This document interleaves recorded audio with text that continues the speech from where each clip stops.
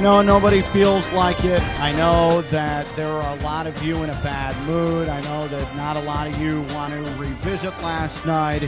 You do not want to face the rest of your Sunday after what happened last night, but we got to do it. We got to confront it. We got to face it. This is the Florida Atlantic Voice presented by Robes Law Group, ROBES, Robes Law Group.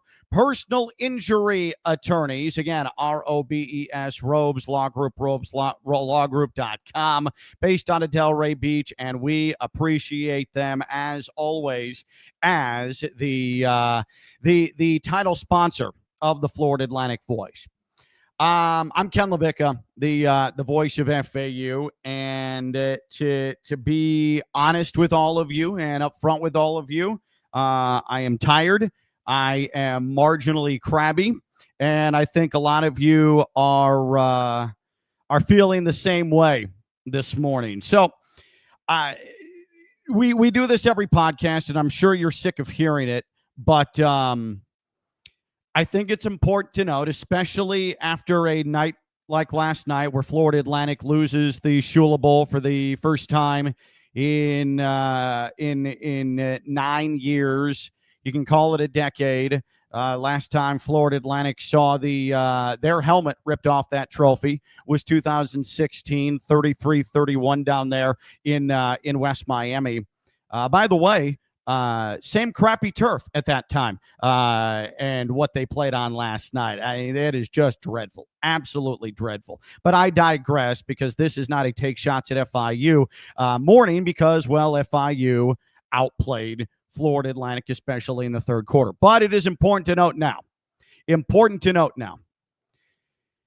As always, on the Florida Atlantic Voice, we don't say anything, and me specifically, and Robbie Lastella, New Era Preps, is going to join us here in just a couple of moments. He was down there in West Miami at Pitbull Stadium. He saw all of this stuff and what transpired. But I don't say anything I would not say face-to-face to any FAU coach or in the public domain on air in an official FAU capacity. This right here does not mean an official FAU capacity, though I guess it's an extension. But Florida Atlantic Coaches Show on air would not say anything on here that I wouldn't pose to various Florida Atlantic coaches. The same thing goes for basketball season as well, okay? That said, I completely understand your angst, and I expected it. My social media feeds have been full of it from you. I appreciate you coming to me with your concerns and your frustrations, and that's the way it should be, instead of taking it out on players on their social media feeds or coaches on their social media feeds. I am a paid buffer between all of you and those that are actually competing on the field, and we need to keep it that way. But I want to be abundantly clear.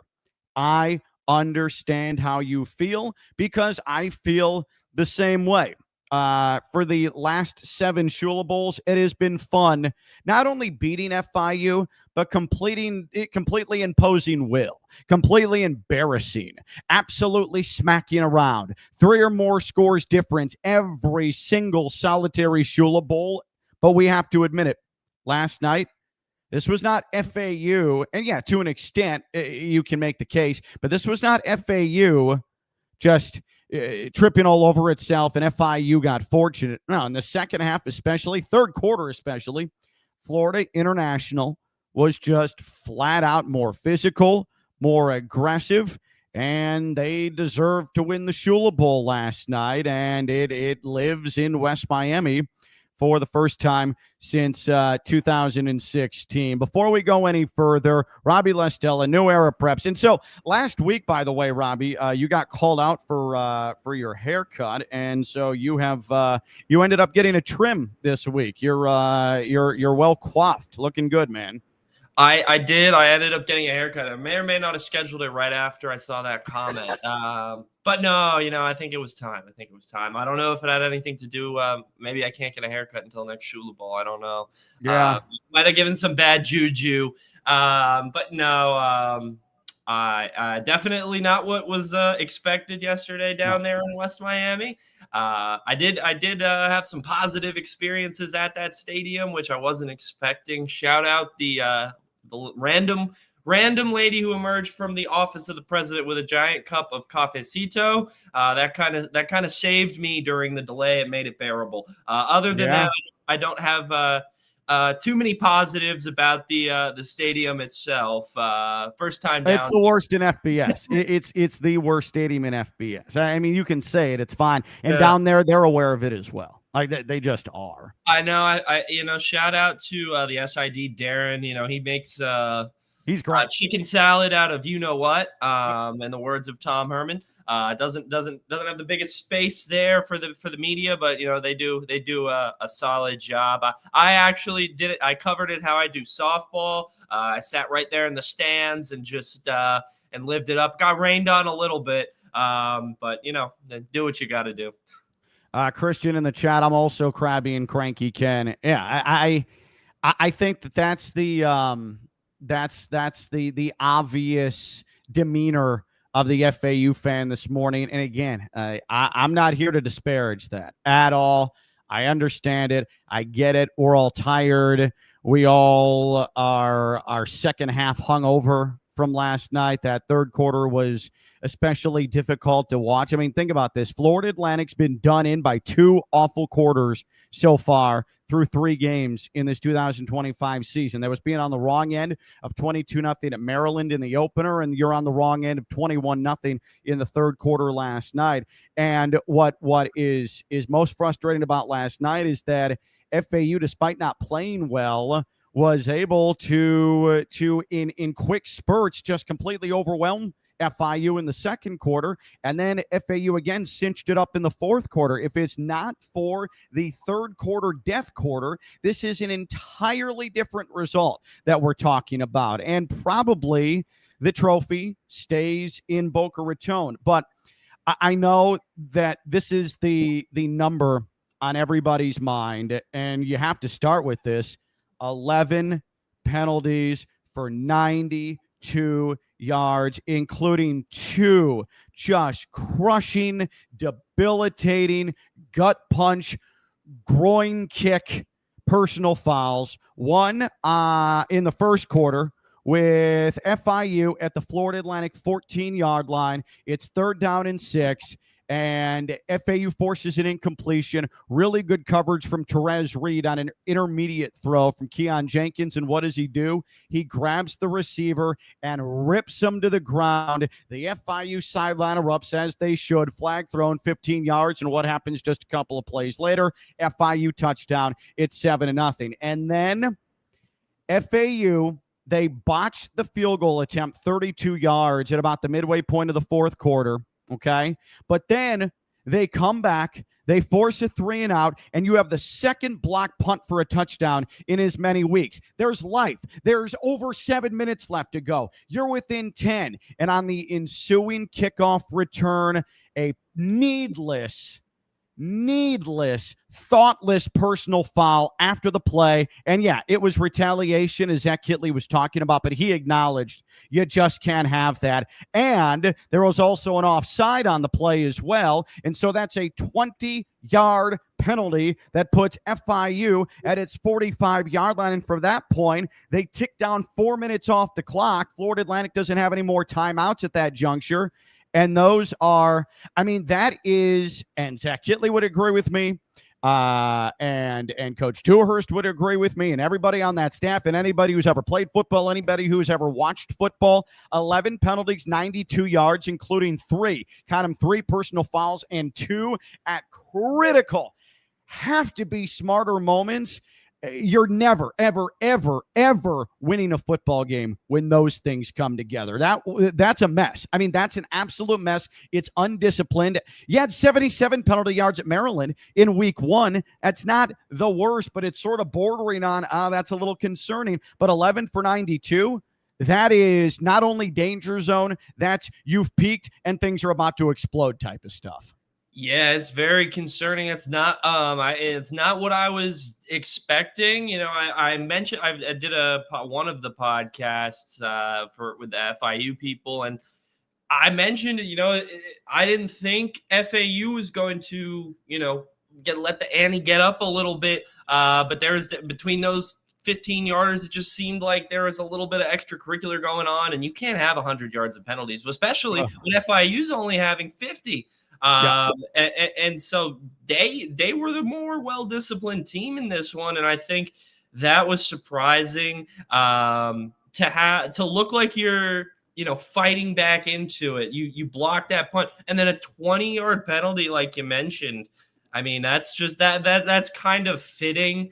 And the blocked field goal you mentioned, I don't want to sit here all day and criticize different choices and play calls and whatnot. You could do that and pick all your hair out. I am concerned they opted for that field goal, or not concerned, surprised they opted for that. Well, here's why they did it, though. At some point, you're going to have to go for 3 because you're down 17 at that point. So it's 3rd and long. So the conventional wisdom there is Garrison Smith has plenty of leg from that distance, 32 yards. But Andrew Nelms just had that ball slip right through his hand. So it was either going to be at that juncture, or it was going to be if you were able to get down the field again. So in that point, I think Zach Kittley makes the right decision. You got to go for 3 because you're down 17. It was going to happen at some point. Yeah, I think what's really killer to me is FIU fumbled the ball 4 times and you only come up with it once. Including 2 and 3 plays on their second to last possession, their penultimate possession, 2 fumbles and 3 plays, and both times. The first time it's Owens, the running back, Caden Owens, who had a monster second half, and we knew he was capable of it, but he falls on his own fumble after being punched away from behind what looked like he was headed to the end zone, and then he fumbles again 2 plays later, and it's Keon Jenkins who falls on the football. That was like case in point. One team, and I'm not going to call it good luck because one team made its own luck last night, and that was case in point. FIU deserved every benefit of the doubt bounce of the football because they just took it to Florida Atlantic, especially in the second half. Yeah. It fumbles like that. It's not. It is like you mentioned. It's kind of luck. Shout out to FAU defense. They're trying to force that ball out. But at the same time, how do you let the quarterback steal it away from you there? But that's just how it goes sometimes. And you don't want to let them get into those situations where they're driving down the field. They were able to gash FAU in the run, which I was very, very – we talked about the FAU run defense, Najon Barbara, and I mean, there were still points where they were making those stops, but they got gashed for 224 in the run game, and really in the second half, it was like a team had a jolt of energy and a team got the life sucked out of them. Yeah. And one of them was FAU, and it was unfortunately the back half. And 12, according to PFF, 12 missed tackles overall on the day. That led to extra yards, and that's how FIU's offense operates. They're not gonna. It's not the air raid. Shout out to Keon Jenkins. He was much more efficient in this offense than he looked last year. He wasn't forcing things. He was in a game manager role. It kind of seemed like he wasn't exemplary, and he beat FAU with his legs a couple of times, including in the second quarter. I mean, or fourth quarter, it's 3rd and 12, and he gets out on the loose, and FAU doesn't contain, and he picks up a first down. That ended up being a big play. But Keon Jenkins, he did not beat Florida Atlantic with his arm at all. He had an average game from a throwing standpoint. Certainly not as good, I don't think, as what he did last year at the beginning of that Shula Bowl contest. But you're right. He went full game manager, and that's all you needed because it took a while for the run game to get going for FIU. But in that third quarter, when Caden Owens took over, and he is just epitome north-south, he's going to bang you in the mouth. And I think Florida Atlantic, let me rephrase that. It looked like Florida Atlantic and Zach Kittley sort of reinforced that when we talked to him post-game on the FAU Sports Network. The interception that Caden Veltkamp threw at the goal line with 3 seconds left to go, it certainly lends credence to the thought that there was a little bit of disappointment hangover from that carried into the third quarter, and Florida Atlantic the body language was poor on the sideline. Owens is running all over him. Jenkins is hitting the most consequential pass plays of the game for the most part in that third quarter. It was the only time all game where FIU was actually working from well within its own territory to start possessions, and we'll get to that in a moment, but they were marching down the field and scoring. But up 21-17.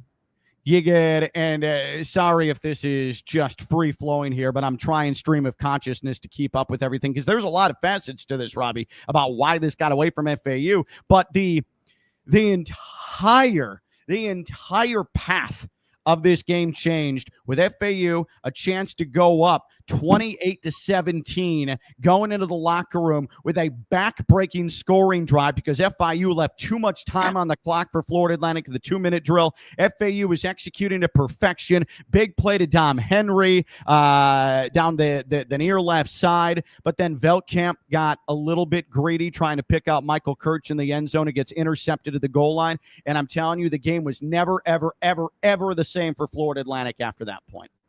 Yeah, that was, yeah. I mean, that right there, it's not the death blow, but it absolutely is the first clubbing of the knees to Florida Atlantic there. Yeah, it was an underthrown ball. You could have kicked a field goal there and gone up 7. I mean, do you really want to go for a field goal there? What does that really do? But at the end, you want to come away with points, and that was just And I'm interested. We've seen those type of jump ball situations against Maryland and now FIU go to Mike Kirch. And I mean, this wasn't Mike Kirch's fault. It was an underthrown ball, but I'm interested, on the outside receivers. We haven't seen too much of J.R. Wilson. We haven't seen too much of Quincy Brown. We know Quincy's been dealing with a little bit of an injury, but I'm interested to kind of see those guys get more involved here. And once we get in the conference play, because at least coming into the season, it seemed like those guys were going to be potential red zone targets on the outside. And so we'll see if that kind of develops here over the next couple of weeks and gives them more options, because FIU outscored FAU 31-7 in the red zone. We know that, and I don't have the number on how many times FAU got there, so I don't know off the top of my head if there's they're not getting there enough, but got to find a way to cash in there in the red zone, and we'll see if Quincy Brown, potentially J.R. Wilson get involved here on the outside as we go deeper into conference play. FAU was 1 of 3 in the red zone last night. So against FBS opponents, if I am correct here, Florida Atlantic is 1 of 5 in the red zone. Zach Kitley at Texas Tech last year as the offensive coordinator was up over 90% in red zone conversion. So something's not clicking here. I want to address one thing before Go Owls. Get in the chat, by the way. Florida Atlantic Voice live the day after Shula Bowl. Florida Atlantic falls 38-28 in this game. And the Shula Bowl trophy is in West Miami for a full season for the first time since 2016. So the chat is open, whether you're watching on YouTube or you're watching on X at KLV Says, by the way, my Twitter account. Go ahead and roll through the chats there. But I just want to address this real quick because we've talked about the botched field goal. I saw someone, and I cannot remember. I saw someone direct to me a comment last night as I'm coming home from FIU. It's like 1:30 in the morning. I don't want to talk to anybody. I'm just sort of isolated in my own little football cocoon. And someone said that the special teams continue to be a problem for Florida Atlantic. It's hurt them all season. And I'm telling you, I literally almost bashed my head into the wall. If there is one of these units on this FAU team that you want to label as consistent almost 100% of the time, FAU special teams has been that. They have been, before that botched snap that went through Nelm's hands. FAU special teams has been absolute aces all season long, whether it's Jay-Sean Platt running all over Maryland special teams in kickoff return, whether it's last week, the punt block for a touchdown, the 2-point conversion on the swinging door after the first touchdown last night, even after the botched field goal, you have a punt block for a touchdown for a second straight week. That has never happened in FAU history. There are probably 87 teams in FBS football that have never had back-to-back games of block punts for touchdowns. So we can gripe about things and dig deep and have discourse about a lot through these first three games for FAU, but I am not going to be told that FAU special teams have been a problem. The timing of FAU's really true first error last night, it wasn't good. It certainly hurt. And yes, then after the block punt for a touchdown, you had the personal foul that took place. So that one hurts. But before that juncture in the fourth quarter, and again, timing bad, I acknowledge that the special teams has been not only good, but probably rated very good. So you can focus on a lot of things, but Robbie, that's not the one. That's not the one to send your derision to. Yeah, I don't think special teams has been that big of an issue. I mean, recency bias is a brutal thing. We were all ready to jump and do backflips after Jay-Sean Platt was, busting big returns against Maryland. And so, yeah, obviously you don't want to have special teams mishaps like you had last night. You need that field goal operation to work. It's a rainy night. And, if you watch a lot of football, when it rains, things happen. You saw FIU had botched snaps. Luckily, Caden and Vinny were able to get through that on their end. But rain gets you in different ways, and unfortunately, it got them in that situation. I don't know if it was the rain, but it was an operation. Something was off there, and it happens. But it can't happen. Can't become a thing next week against Memphis. They come out to kick a field goal, and it happens again. Then all of a sudden, it becomes a concern, right? So.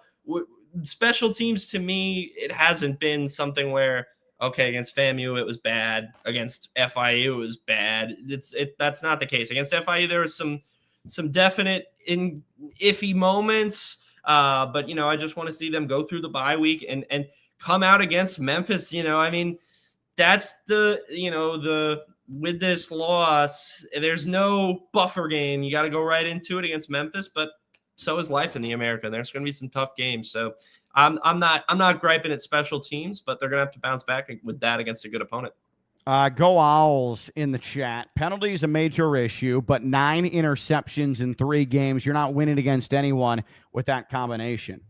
Yeah, you're right. You're right. You had 6 picks, multiple quarterbacks against Maryland, but Veltkamp had 4 of them, and then tack on 3 more interceptions last night for Caden Veltkamp. Caden at times looks indecisive, as if he's almost in his head a little bit, especially when things started to not unravel, but there were some inconsistencies in the first half. You could see it, and he comes to the sideline, and Zach Kittley is immediately walking up to him like any good head coach / quarterback coach / offensive coordinator will do, and ask him, what did you see there?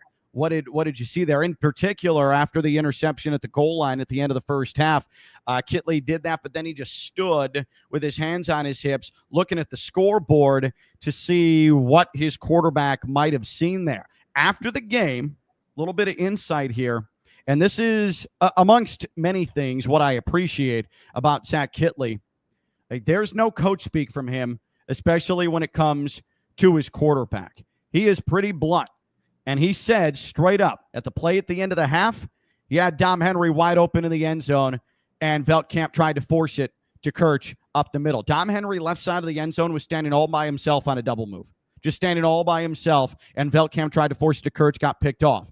Zach Kittley pointed that out specifically. But even before that, Zach Kittley was critical of Caden Veltkamp's throw to Dom Henry, the big play that set FAU up to put them in a scoring position, where Dom Henry had to dive for the ball and hit the turf And Kitley flat out said, if that ball is more accurate, it falls straight in the arms of Dom Henry. He puts it in the basket, and Dom Henry's able to walk into the end zone. Problem solved there. You don't have to run any more plays.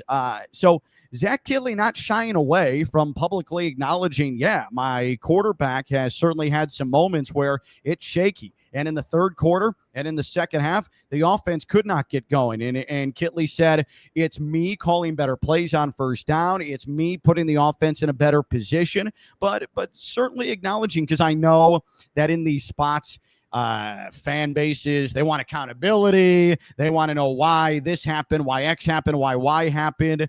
I mean, make no mistake, Zach Kitley's going to protect his quarterback. And Caden Veltkamp is far and away QB1 for Florida Atlantic, but you don't love to see 7 interceptions through the first 3 games of the season. But Zach Kitley is going to protect his guy, but Zach Kitley has also not been afraid to say, yeah, that's not good enough. And he's not only done it post-game after games, but he's done it in coaches' shows as well. So at the very least, no matter how you're feeling right now, the head coach of your football team is not handling his team, and especially his quarterback with kid gloves right now. Yeah, you mentioned the first down. FAU passed 21 times to 12 rushes on first down. For comparison, different offenses, but FIU rushed 19 times to just 11 passes on first down. And so I'm interested to kind of see how that looks next game because, as you mentioned, Kitley made it clear, made it seem like there's going to be some differentiating in how he's play calling here going forward. Got to call better plays, set him up to get in third and second and manageables. What I noticed is when those first down passes went incomplete, I want to go back and watch the game and watch how many drives turned positive when the first down pass led to a second and long, because I feel like that set them back a bit. And I'm interested to kind of see how they get, different types of runs involved, whether it's, wide receiver type runs, whether it's getting Caden going. It didn't seem like it seemed like FIU had him in check in the run game for the most part after that first quarter there. So that kind of limited things. So I'm interested to kind of see going forward how that first down play calling changes to kind of help it. Because obviously you don't want to go 24 rushes to 0 passes, then you're predictable. Yeah. But at the same time, you got to be able to hit those first down throws so you don't get into second and long. So the screens worked a little bit last night. We saw. That was the best part of the passing game, were the hitches and the throws to the flat. I mean, you scored on an Easton Messer hitch to the right side, and then you have a little bit of misdirection on the Xavier Terrell touchdown reception as all of the FIU eyeballs were on Messer, who was in motion left to right, motion behind Veltkamp, and so everybody's looking that way. Meanwhile, Terrell leaks out on a wheel route. He's all by himself, and Veltkamp just nestles it to him. Terrell's able to missile his way to the 5, breaks a tackle, gets into the end zone. So those short passes, that was the most lucrative part of the FAU passing game outside of couple of the deep shots, Dom Henry and then Jaysean Platt in the first quarter that led to the opening touchdown for FAU. Veltkamp was able to leap his way into the end zone. But that also brings us to something I wanted to bring up. Once again, FAU had trouble with the intermediate ball. Just unable, other than Easton Messer from between 8 to 15 yards, it's been difficult to have those intermediate receptions where you're moving the chains or you're close to moving the chains. You're certainly putting yourself in a short yardage situation. Short passes, excellent. Deep passes, you hit a couple last night, but the intermediate stuff, that has not necessarily been there for FAU, Maryland, and now FIU, and that's got to get going. Part of this air raid offense under Zach Kitley, and we saw it especially at Western Kentucky, it's them running underneath routes or running intermediate routes, making the catch because the ball's on the money. It's timing. And then there's receivers are running 10, 15, 20 yards after the catch. That really hasn't happened the way it did when things were humming at Western Kentucky here early in this 2025 season. You got to make that a part of your offense. Yeah, that what you just made me curious. So I went and kind of looked at the I forgot what it's called, the pressure and depth chart. You can see kind of how the field where the passes shake out, and passes within 10 yards in the middle of the field, right? In the middle of the field, but within 10 yards, Veltkamp, 11 of 14 for 121 and a touchdown. That's great. Mm-hmm. When you get longer than 10 yards, Veltkamp, 3 of 10 in the middle of the field, 3 of 10 for 53 yards and 3 interceptions. So it seemed like once they got past the sticks and started to try to stretch the field there down the middle, FIU's defense was clamps. Even on the outside of the field, within 10 to 20 yards, 0 of 3. And they hit. Once they got longer, actually, they hit 2 of 3 for 78 yards on the outside. So that actually worked on the deep shots down the side. But the middle of the field was locked up by FIU, and FAU wasn't able to stretch the field. And, you mentioned Dom Henry being open on that double move. I wonder, how many other times potentially there were other reads there to go around. So, I understand the panic button. My comment sections look similar to yours probably after last night's game. It's definitely concerning, but as Kitley mentioned, there's time, right? I mean, if you want to give up now, I mean, I understand. I said it to Kitley in the post game. I had to find a way to phrase this because I didn't want to just come in there. Why should the fans not give up? Because it's week 3. Then right. You don't want to pull like what happened last night. LSU beats Florida 20-10, and the first question to Brian Kelly is, why is the offense bad? Right. It's a valid question, but you don't want to kick off a winning press conference with that. Yeah, and so I figured out a way. I kind of mentioned there's been 2 straight generations, 8 years of FAU students who haven't seen a loss to FIU. So like, how do they grasp that, and why should they still have hope? And obviously he made it clear they're going to work out some of these things. And, he's confident in his squad, and he's not ready to pack it up yet. I do think that, going next year, I think he'll probably have a little more ante to this rivalry, but look how give this squad, another week. If you're ready to jump off the board, please give them against Memphis. Get in the conference play, see how they look against a team in the AC.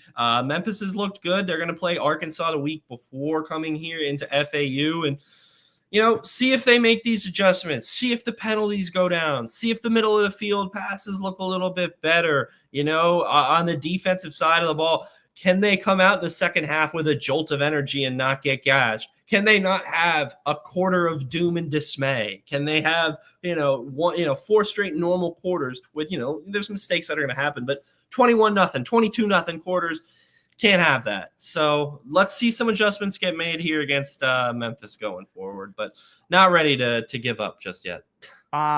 No, should you be? This is a critical bye week, I think. I don't think that's exaggerating or presenting hyperbole to the proceedings. This is a critical bye week. This is not the first time FAU has started 1-2 in a season and then gone on to make a bowl game or compete for a championship. But I think we can all agree that also FAU going 1-2 and competing for a championship or getting to a bowl game did not include losing the Shula Bowl. This would be a first foray into that territory.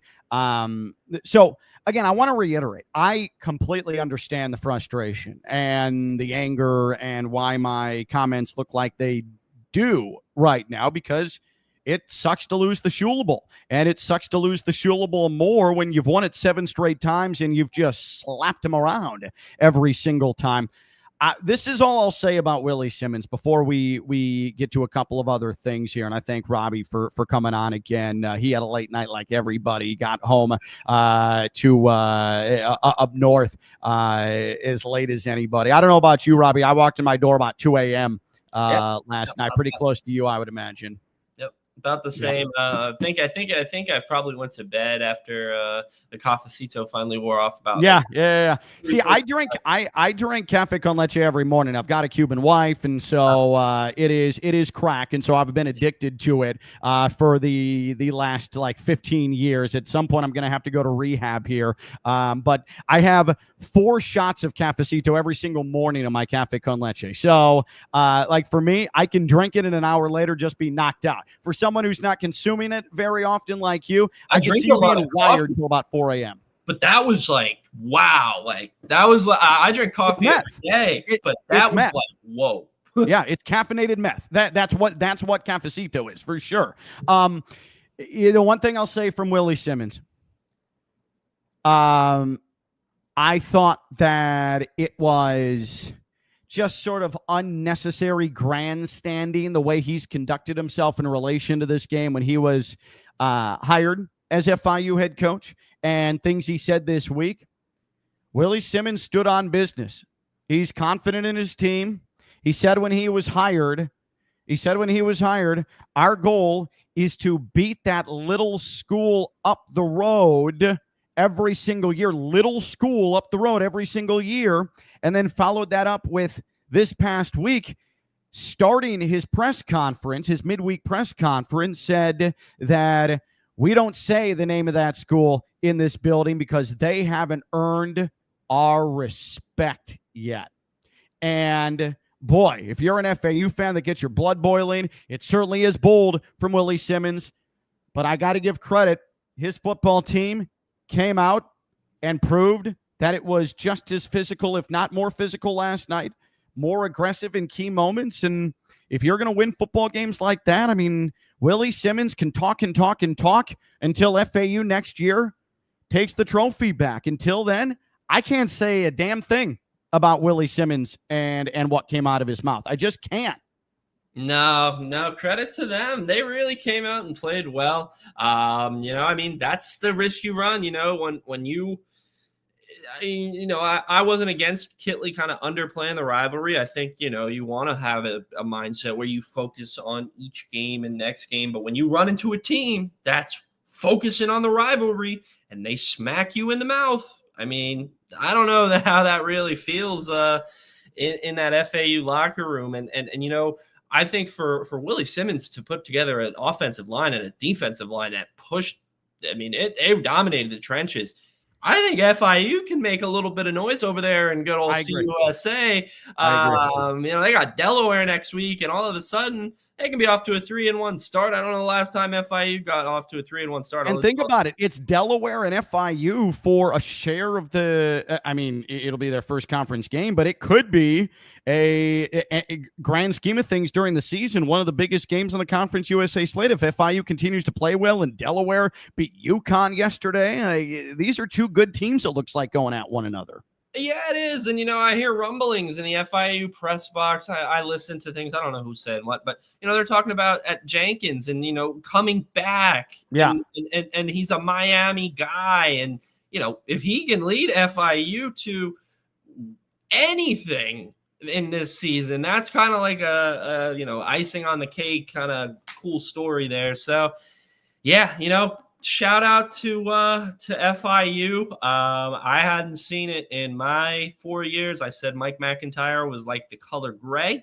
There was nothing exciting about that. I think the color gray has been painted over. They're like a red Lamborghini right now. They're revving. And I think, after last night, I think FAU's getting a little gray paint going on. They got to get that fixed up here over the bye week and paint it over, get their red Lamborghini back themselves.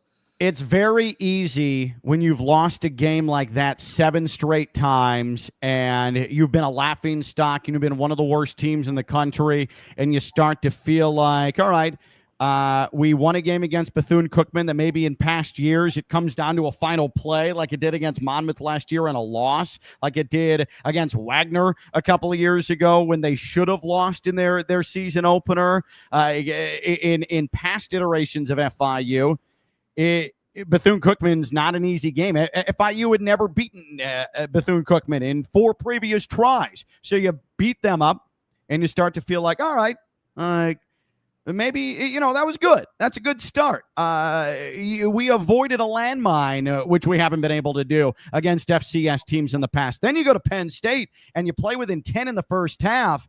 Forget what happened in the second half. I think that Willie Simmons is able to parlay that into confidence for his football team. And when you lose 7 straight games the way FIU did, and you're reminded about it constantly, and it's embarrassing, and you're a mere footnote in a rivalry, which, I mean, it's not really a rivalry if one team is just a footnote, right? One team is just an asterisk. Oh, they participated.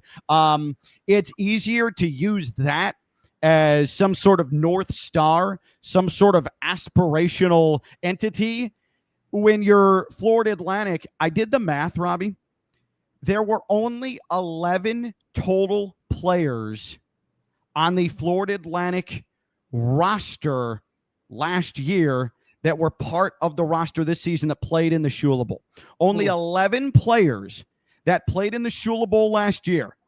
Every single unit, only 11 players that played in the Shula Bowl last year are still on the Florida Atlantic roster in 2025. My point being, this is going to be remembered. There was a lot of overhaul. Not a lot of these guys have played in this game. For the guys coming back, don't think that this is not going to be something that's stored away in the deep recesses of their subconscious. It's going to be remembered next year. And I'm not saying FAU took it lightly. What I'm saying is that there were not a lot of guys who have been a part of this.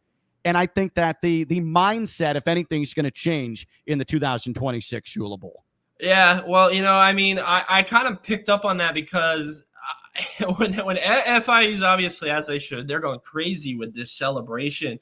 And I just see, like, our guys are kind of just walking by and looking. I feel like, you know, I don't know. I feel like last year with the way, I feel like last year's team was like really super invested into this rivalry. And like, had the roles been reversed and FIU players were celebrating last year walking by that team, I don't know if they would have just looked at him and kept walking. I think there might have been some extracurriculars last year. I was hoping there wasn't going to be extracurriculars, though. Oh, I'm not saying I'm rooting for him, but Yeah. like you're saying, I noticed the guys, they were just kind of, you know, keeping it moving and going on. And so it doesn't seem like it was too much for them to lose this one. But I'm interested to kind of see next year, to your point, how they kind of come out and approach this. Kitley specifically, because, you know, he did kind of brush it off, and I know the FIU people heard that, and some of the fans weren't a fan of it. You know, they hope FAU doesn't give up on this rivalry. I know some FAU fans want it to be done with. Well, got to hold on to it now. You can't go out on a loss. That's for I sure. just think that's Zach Kitley's personality, too. He's not going to come out and trash talk the opponent. He is extremely even keel. He's blunt, but he's even keel, and he's not going to say, yep, this is the season right here. His point was, yeah, we know it's a big game. We know there's a trophy involved, but it's not the season. And he's right. But I do think now, after what happened last night, that, yeah, a lot of people experienced it for the first time. And all of these people experiencing it for the first time, it sucks because they were on the wrong end of it for the first time in a long time in FAU football history. And so it's going to leave a mark. Like, I definitely think it's going to leave a mark. Continue in the chat here live, Florida Atlantic Voice, the day after FIU. And there are a lot of FIU fans in the chat here because, and I expected this. What can I say? Like, I have spent years and years and years on social media and on the air making fun of FIU, telling them that they don't matter in this rivalry. It's not a rivalry because it's so one-sided. Listen, these have been a lot of my calls on the radio, and so I get it.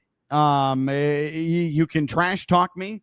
You can disrespect me. It's fine. It's nothing I haven't experienced on terrestrial radio throughout my career, all the names I've been called. One thing I will say is that it is tragic that we've allowed that 2005 win for FIU to remain on the Shula Bowl trophy, considering the NCAA determined that Florida International was dirty cheaters in 2005 and took that win away. If the NCAA doesn't acknowledge it, then it shouldn't be acknowledged on that trophy. And two, it's your first win in damn near a decade. Okay, so you should feel good. And it's a good step for the program that clearly is on the rise with Willie Simmons as the head coach. But spare me the piling on for hours and hours and hours, because this is going to be fleeting. Okay. Like I have a feeling this is going to be fleeting. One other thing on Willie Simmons that stands out. I mean, we saw last night a game plan from a championship head coach. This man has won championships. This man has turned around programs. Prairie View and FAMU won the Celebration Bowl in 2023, brought FAMU to an FCS tournament. So Willie Simmons, this isn't a first-year guy. This is not a guy getting his first head coaching shot. Like, this is a tried and true veteran head coach who has won a lot of games in his career, 65-27 going into last night. So yeah, FIU, they're improved because Willie Simmons is a dude. He's a good coach, and I think it's going to raise the level of everybody in this rivalry with Willie Simmons involved, and you just got to go back and win it next year. All right, I want to get to this, Robbie. Field position. Field position was so big against Maryland, and I broke it down in this podcast. In the second quarter of that game against Maryland, the average starting field position for Maryland was past the minus 40. Like, that's half a field that you're putting your defense in a bad spot over and over and over again. Bear with me as we go through this, starting in the first quarter last night, and you're going to see a trend that developed here with successful scoring drives for FIU and when it wasn't successful for FIU. All right, game starts. FAU goes 3 and out. Okay, FIU gets the ball at its own 31-yard line. 3 and out, forced by the FAU defense after the Caden Veltkamp first of 3 interceptions, I should say. FAU didn't go 3 and out. It was, technically a 3 and out, but it was an interception. So then FAU gets the ball back, 3 and out again. But this is where, actually 4 and out, FAU goes for it on 4th and 6 inches at its own 48-yard line. 4th and 6 inches. And Caden Veltkamp, after FAU gets into a power formation, takes the snap under center, and there's no push from the offensive line. Really none, whether it's at Cabbage, whether it's via cable, whether it is Scarlett Jean, just nothing there. He tries to go over nose tackle, and FAU doesn't get a single yard on 4th and 6 inches, and FIU takes over, and sure enough, FIU starting short field, just half the field, they get into the end zone, touchdown, it's 7-0. Okay, FAU would answer right away, where Jay-Sean Platt, 2 big receptions, and then Veltkamp is able to get into the end zone on a 2nd down and goal from the 10. It's 7-7 at that point. Florida Atlantic kicks off. FIU is pinned at its 25. Guess what? FIU has to go ahead and punt. Florida Atlantic starts on its own 12. They have to punt, but because it was a mishit punt from Logan Lupo, not his best effort, FIU gets the ball at the Florida Atlantic 49-yard line. So again, another half a field to work with for FIU. What happens? First play, second quarter, end of that drive, FIU touchdown. So now we've got 2 possessions for FIU where they're working half a field. The defense is already having to defend only 50 yards on the field, and FIU scores twice. So that tells you right there, this is a little bit of a problem here, and there seems to be a trend developing here. So FIU's up 14-7. FAU gets the ball back, and then we have another Florida Atlantic turnover on downs. FIU takes over at the FAU 41-yard line, and FAU gets fortunate here. First play, a terrible snap. It goes under Keon Jenkins' legs. It goes between the wickets, and FAU recovers it. First and only turnover of the season forced by the FAU defense. That allowed FAU to go down the field. Caden Veltkamp found Easton Messer, and now it is 14-all. FIU gets the football at its own 25-yard line. They do get down the field here but they're assisted by a face mask from Florida Atlantic early in the drive, but they have to settle for kicking a field goal. You limit the damage. It's 17-14. The first point's a mere field goal. The first points FIU score in this game, they have to start deep in their own territory. Then Florida Atlantic marches down the field again. This was the Xavier Terrell touchdown that we were discussing, and suddenly it is FAU in the lead for the first time, 21-17. We understand what took place then after that. Interception, Caden Veltkamp, you go to the locker room, you're up 4. But then this is where it all changed. So you've basically gift-wrapped FIU 2 touchdowns, short fields in the first half, and then you can't stop FIU at all in the third quarter. Extended drives for FIU. That's where they started breaking it open in the run game. They go 75 yards, opening possession of the third quarter. That is a touchdown. But then Florida Atlantic gives FIU another half of field with 10:15 left in the third. Logan Lupo, 39-yard punt, fair catch. FAU was pinned all the way back. Fair catch at the FIU 45, and it takes only 3 plays for FIU to get down the field, and it's another touchdown. This was the one Alex Perry was all by himself down the right sideline. So now 3 of the 4 touchdown possessions for FIU have come, Robbie, on a short field. All 3 of 4 have come on a short field. So again, there is a trend here. There is something concerning brewing here for Florida Atlantic. The offense is not putting the Florida Atlantic defense in a position to succeed at all. And then FIU starts at its own 15, and you think, all right, that's good. But sure enough, Kajan Owens takes off for 47 yards on this possession, and Owens then with a 21-yard touchdown run, or make that Anthony Carey with a 1-yard touchdown run after Owens scampered for 21 yards to the 1-yard line. So 3 of the 5 scoring touchdown possessions for FIU have come long fields. It's 38-21 FIU after 3. The game would end 38-28. So going through all of that, the point I'm making is at Maryland in the second quarter, Florida Atlantic gave Maryland half a field to work with every single possession and paid the price every single possession to the tune of 7 points every single possession. 5 touchdown possessions for FIU in the Shula Bowl, and 3 of them found the end zone. And the 3 of those that I'm discussing are ones that came from half the field. More than half of the touchdown drives for FIU last night, the Panthers were working with half a field. That's a problem.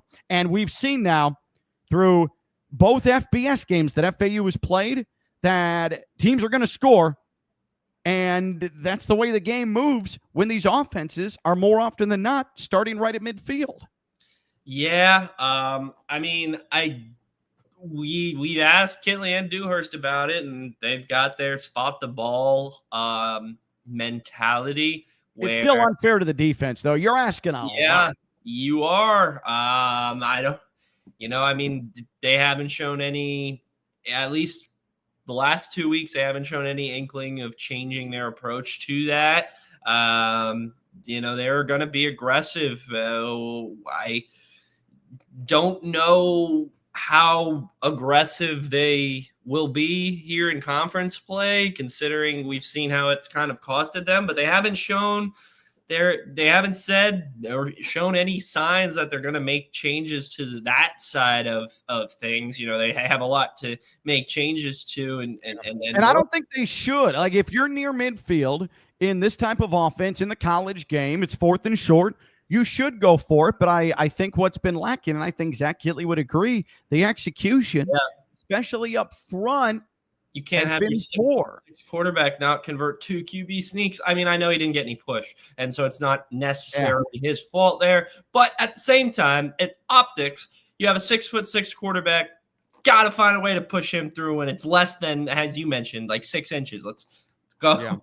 So they need to figure out some plays there, and some passing plays as well when they get in the red zone, because as we saw it, it's just they play on the outside there to Henry, but force it up the middle. So there's got to be something they can do here to kind of generate some more consistency.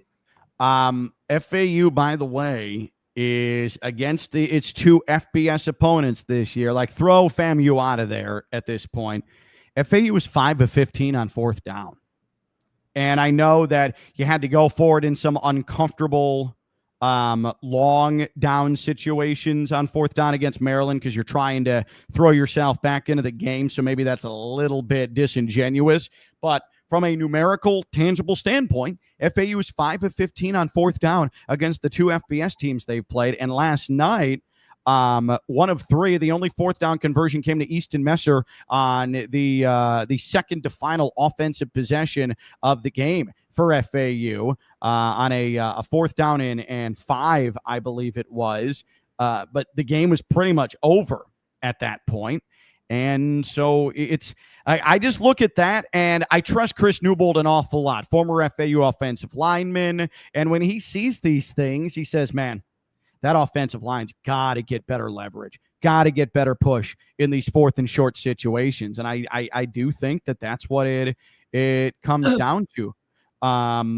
Dark asked, run game is effective, but mostly runs to the outside. And that's fine. I don't think everything needs to be between the tackles. And I think Jamari Sands got some decent yardage, especially second and third quarter run between the tackles. Our shotgun draws net like 2 yards play. Need to get creative. Just going fast doesn't work. Go fast and mixing creative play calls next time. Well, I think that's what they're attempting to do. And the shotgun run game is going to continue. That's not going to change. They're not going to put Veltkamp under center and have him hand off. Like, this is an offense that largely maneuvers out of the shotgun. That's where Sands and Terrell and Shields Dutton are going to have the football handed to them. Like that's not changing. The run game's been okay. Like I don't have many quibbles with the run game, to be quite honest. Like, I thought the run game was a winning entity. That's the second straight game FAU's run for over 100 yards. I know last week you were saying one of your goals for FAU, Robbie, was run for over 100 yards. They did that without much of a sweat. And last night ran for over 100 yards. I just don't think the run game's the issue.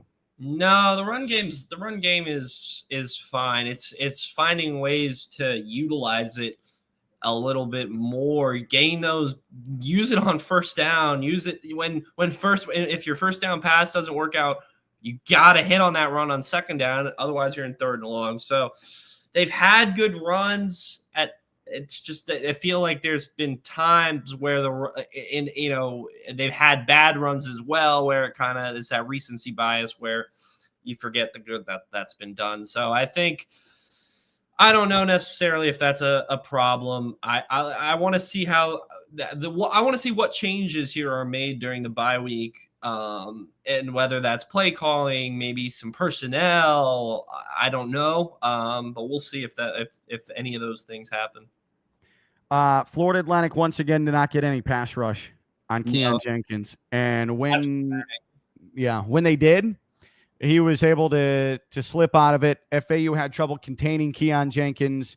The one time that when the game was still in the balance, the only time that Keon Jenkins was really truly gotten to and wrapped up, he was able to deliver a shovel pass for a first down on a play that looked like a sure sack. And that's the type of year it's been for this FAU pass rush, right?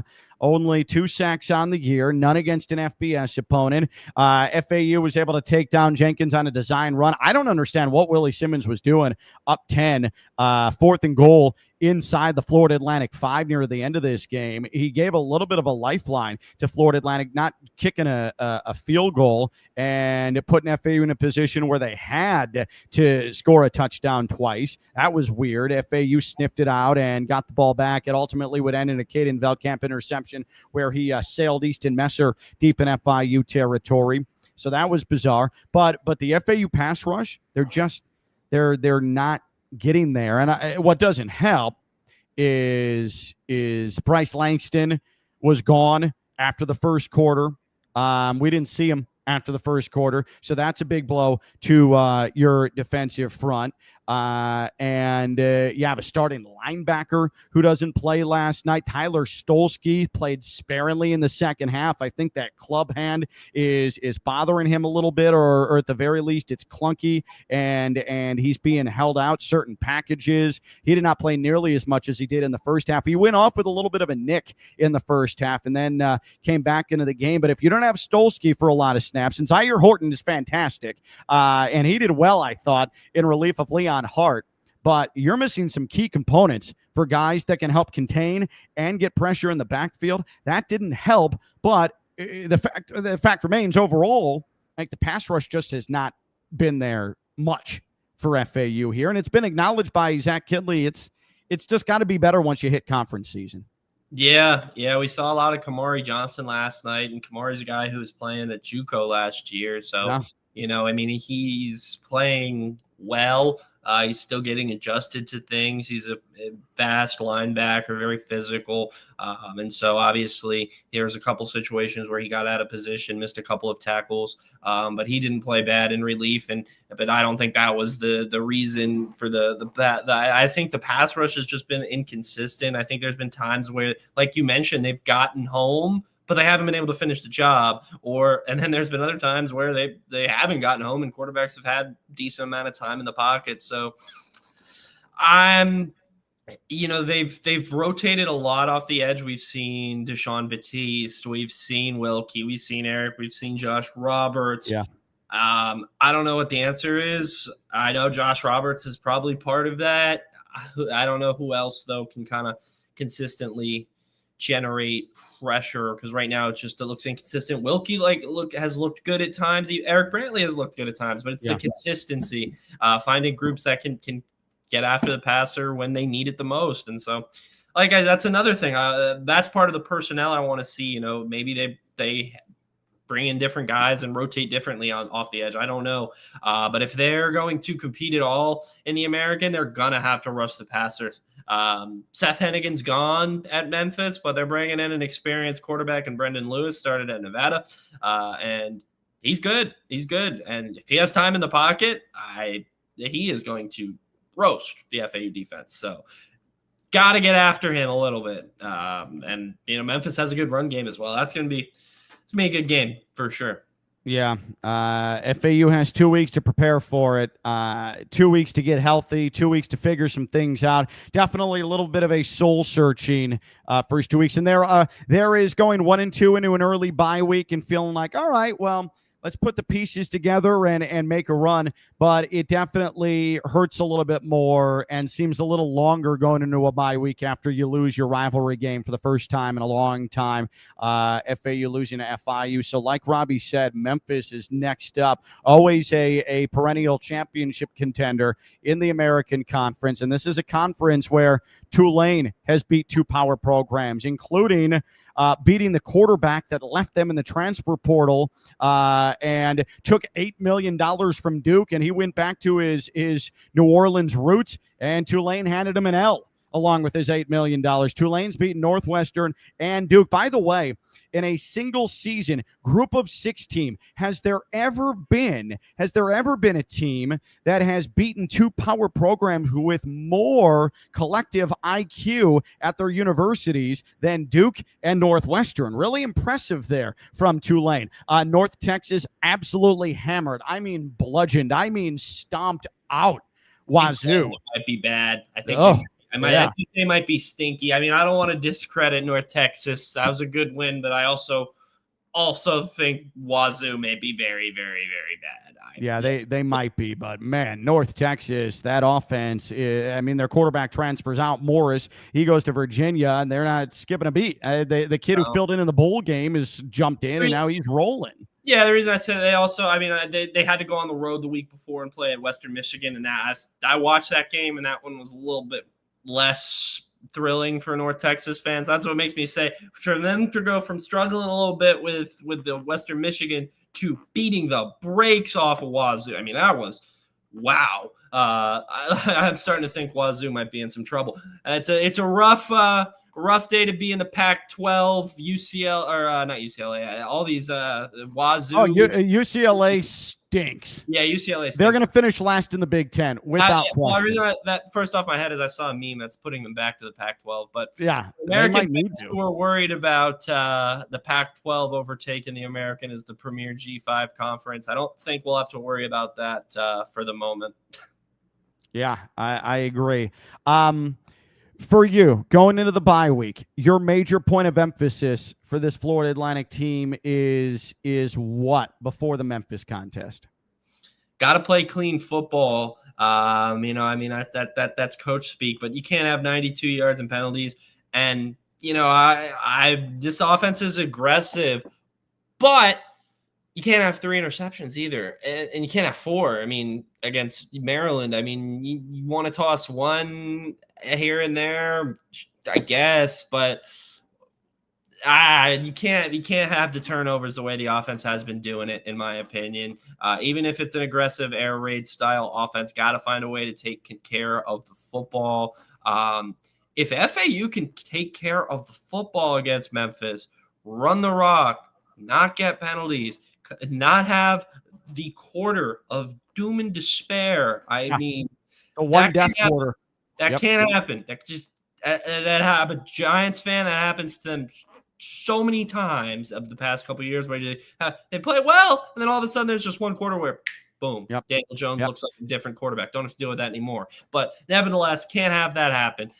For me, it's just don't play sloppy. There's going to be times where you make mistakes. I mean, this is not Alabama here, right? There is times where things are going to happen. It's not going to be perfect, but 92 yards and penalties can't happen. 30 or 20 yards on the same play, multiple 15-yard unnecessary roughness penalties, that kind of stuff cannot happen. And 3 interceptions, that can't happen either, because we're already in an offense where there's the aggressiveness is going to give the other team advantages at times with the field position. Yeah, interceptions only compounds that and gives them more. So that, to me, honestly, if they didn't toss those 3 picks and they found a way to get points out of each of those drives, all of a sudden that game you find a way to win it, and even with the field position issues. Yep. So am I asking Caden Veltkamp to be perfect? Maybe, and maybe that's a lot. I mean, he's played. People are going to see those interception numbers and kind of really look at him in the negative way, and that's fine. But there have been some moments where you understand what Kittley saw and why he wanted to bring him in. You just need more of those moments and less of the negative moments going forward. That's a lot, but those are my thoughts. You're bringing up Caden Veltkamp. It transitioned to what my priorities are here. Like, we have enough body of work. We have enough body of evidence now through 3 games, but especially against the 2 FBS opponents. The death quarter is a thing officially. You were on the wrong end of 22-0 second quarter against Maryland, wrong end of 21-0 third quarter against FIU. I think we've seen enough in those 2 games, just those 2 games. The death quarter is a thing. You're not winning if you're on the wrong end of 20-plus points and you don't score anything in a quarter.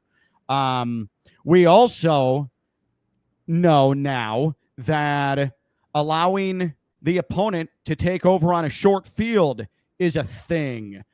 Maryland cashed in on every possession of the second quarter up in College Park because every single possession was working on a short field. And the vast majority of their possessions in the first half were on a short field. And the vast majority of those possessions were in the end zone at the end, okay? We documented it last night.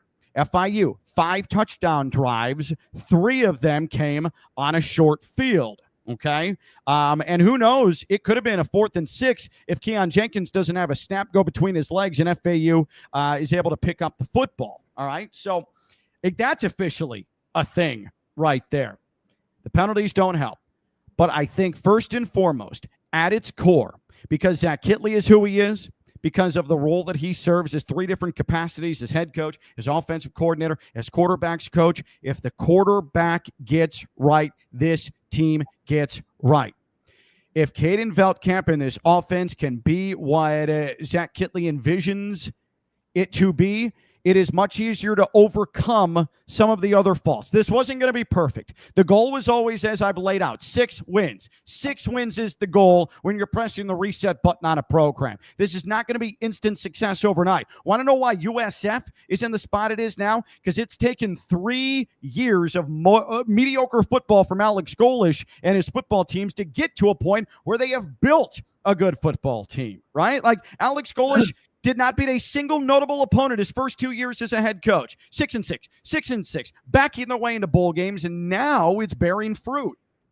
That's why you got to make a bowl game, though, Ken. Can't have those stinker years. Can't have in a bowl game shows progress. I mean, people like to, in sports, people rebuild, right?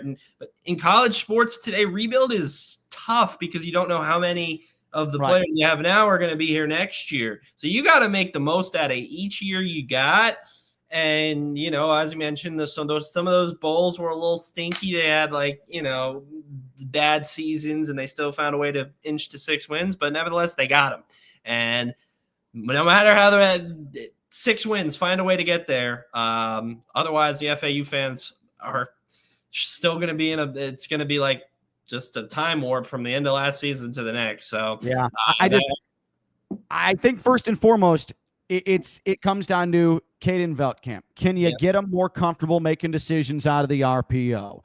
And I think that, and the only reason I say that, I'm not speaking out of turn because I think Zach Kitley agrees with that. If the quarterback gets right, it changes the dynamic of this football team, and you're able to at least leap the hurdle of some of the other deficiencies with this football team. As far as the path to 6 wins, listen, you can't do that's a win, that's a loss game. Total, as former Fort Pierce Westwood high school head football coach Chris Coquel used to play with me all the time. Total, that's a win, that's a loss when the NFL schedule would come out. You can't go through and just say Memphis lost, Tulane lost, USF lost, Navy lost, East Carolina lost. Like, you can't do that. And it would be disingenuous and detrimental for me to do that. Yeah, you can look at the schedule and say, is there a path to 6? Is it tougher going into your first bye week 1 and 2? Absolutely. But Florida Atlantic last year, they won the Shula Bowl, and they were still, I mean, you go to the rest of the season, you won 1 game after that. So I wouldn't get caught up in going through the rest of the schedule. Where's the 6 wins? Where's the 6 wins? Who knows? Maybe Memphis or Tulane or USF struggles unexpectedly, and FAU starts to raise its level of play. UAB, Navy, East Carolina, UConn. Like, you can't, with 9 games left, you can't start fixating on a path to 6. You gotta let this play out. You've got 9 games to win 5, right? You've got 9 games to win 5. Plenty of teams have done it. East Carolina notably did it last year after a coaching change and after a quarterback change. So it's certainly not impossible, but as we laid out, penalties need to decrease. 4th down needs to be better. Field position battles need to really be better. The death quarter needs to end. But first and foremost, the quarterback's got to get more and more confident running this offense. Is there anything else you want to throw in here, Robbie? I'm pretty. Not only did I sleep about 3 hours, but I also want to forget about the Shula Bowl for the rest of the calendar year at the least. My final thoughts: never going back. I hope for whatever reason in 2027. I believe I saw Hack in at the tailgate setup. I believe it was him. I believe so. Well, his son's a trader and goes to FIU. Yes, so that's it was why. him. Yep, it was him. Shout out you. Thank you for saying hello. I appreciate that. Always love when people say hi. But going forward, got to make the adjustments. Never going back to FIU. That place, I had to sit in the stands. I don't mind sitting in the stands, but would prefer not to, obviously, because my computer is now probably has a button or two that have water in it. But nevertheless, I do got to give the shout out to the people over there at FIU. They've waited a while for this one. I feel like my friends over at the Pause Up podcast, that's like they cover every sport, every game for those people, for that school. I don't know anyone else who does it. They've been waiting a long time for this one. I don't think they were around in 2016. So you know what? I'm glad they got one for their sake, but hopefully it's the only one they get for quite a while. I appreciate hard-working journalists, yes, but I refuse to give a shout out to FIU. Ken, you're better than me. You're better than me. I got, whatever. Because I'm petty and I'm salty and I can't stand that place and I can't stand that school and I can't. It is frustrating. But what a run! Just from a positive standpoint, and I know nobody wants to hear it. You had that trophy in your possession for 8 years, 7 games. That's awesome. I mean, it's still 17 to now 5 all time. FIU is going to claim 6, but again, 2005 dirty cheaters. It's 17-5 all time. But you know what? You just go and get it next year. You go back and get it next year. Hack, by the way, when's our first basketball game? Come on, man. Come on. We just laid out. It's 9 games to win 5. Okay? It's certainly possible, certainly conceivable. Don't do the whole when's basketball start. Now, I'm excited for basketball to start. The opener is the 3rd week of November against Boston College at the Ellie. That's the first basketball game, but don't do that yet, man. Don't do the when does basketball season start. Well, come on. You know what? If you like to think that way, you can know that if Tulane goes bad, if it is the 3rd week of November, that's the same week as Tulane. So at least you can kind of mull out that Tulane game with Boston College. But no, you're right. You can't think that way because anything can happen. You can go into Louisiana in the Bayou and win, but.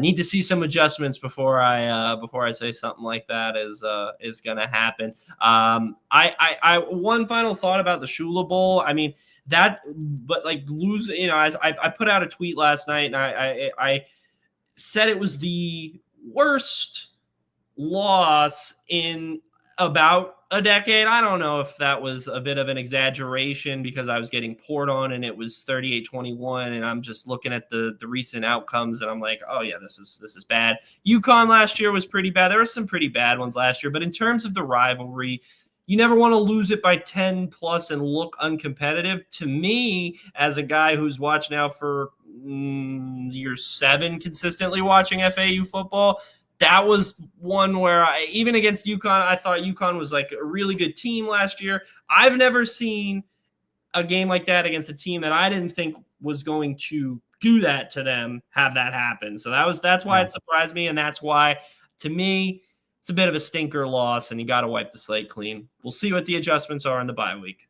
Yep.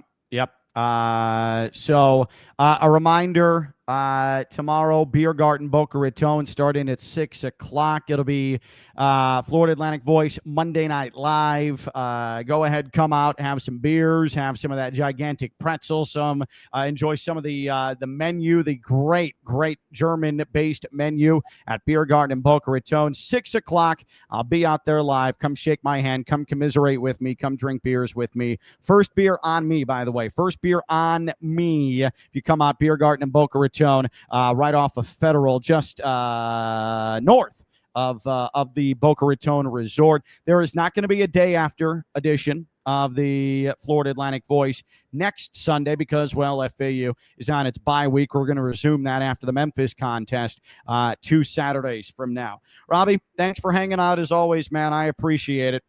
Of course, Ken. Thanks for having me on. To the FAU faithful, don't give up just yet. Yeah, don't wave the white flag. White flag in this thing is not going to help anybody. The newly trimmed Robbie Lastella jumping on and doing great work for us and bringing some perspective instead of me just blabbing on for an hour and 18 minutes. All right. So again, Beer Garden, Boca Raton, Monday Night Live version of the Florida Atlantic Voice tomorrow. Come on and hang out. Starts at 6. Hang out. We'll talk FAU. Watch the pod, and let's eat let's drink, let's talk Florida Atlantic, and we'll make sure that we get through the bye week. Florida Atlantic Voice presented by Robes Law Group. Presenting partner, ROBES, robeslawgroup.com, robeslawgroup.com. And a reminder, if you missed any of this, feel free to go back and watch the archive, or it's going to be presented in its natural audio podcast form. Wherever you get your podcast, just subscribe to the Florida Atlantic Voice. Subscribe to the Florida Atlantic Voice wherever you get your podcast, Spotify, Apple, some deep recesses of the internet Hungarian podcast hosting site. Just subscribe to it, Florida Atlantic Voice, the Inside Florida Atlantic podcast, wherever you get your podcast. Big appreciation to Robbie Lastella. Really, really appreciate all of you watching live on Twitter and on YouTube. Those of you who are going to either listen back or listen to the podcast version of this. Hang in there, FAU fans. It's 9 games to win 5. 9 games to win 5. And if we're playing in December, playing a bowl game in December, we're going to figure out a lot about what happened last night. And then you set your sights forward to getting that trophy back next year. This was not going to be perpetual winning all time against FIU in this game in the Shula Bowl. I know it hurts. I know it sucks. Just try and take a deep breath post Shula Bowl and throughout the next 2 weeks. I'm Ken LaVicka. This has been the Florida Atlantic Voice presented by Robes Law Group, personal injury lawyers. Bye-bye.